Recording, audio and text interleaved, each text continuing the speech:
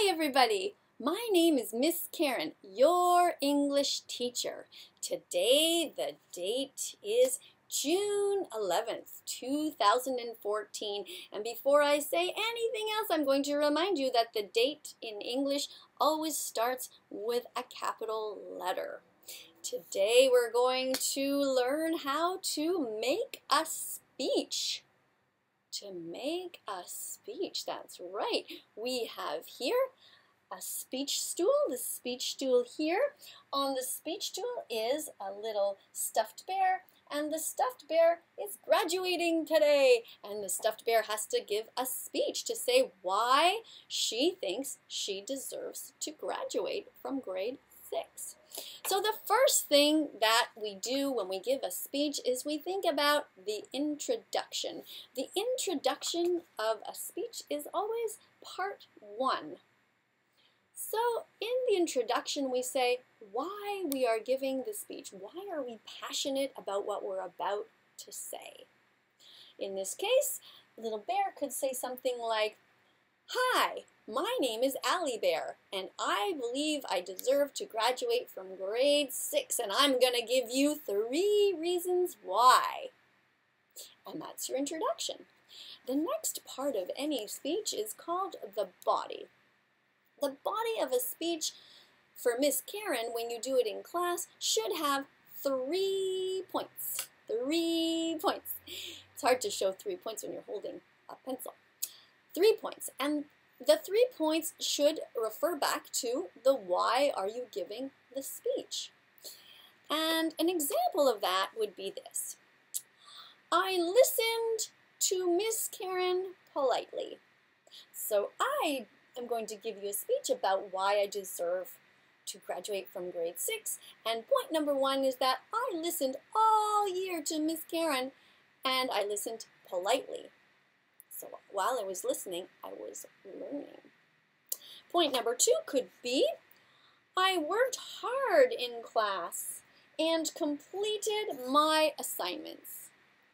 That could be another reason why you think you deserve to graduate from grade 6.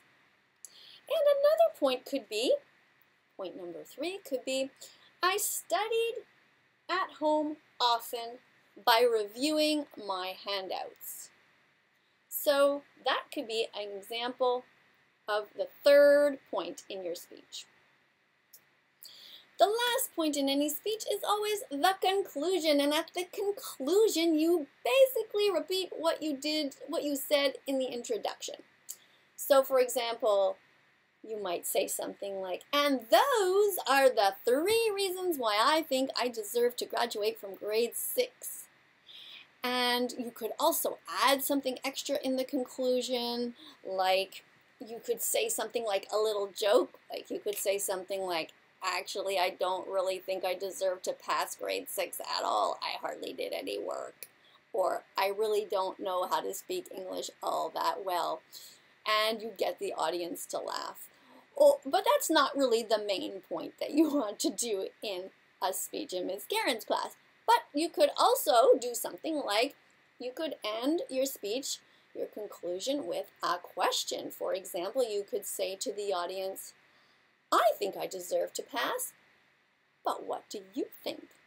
And then you could say to the audience, would you like to have a discussion with me about it? And you could open it up, and people could put up their hand, and they could give their own opinion.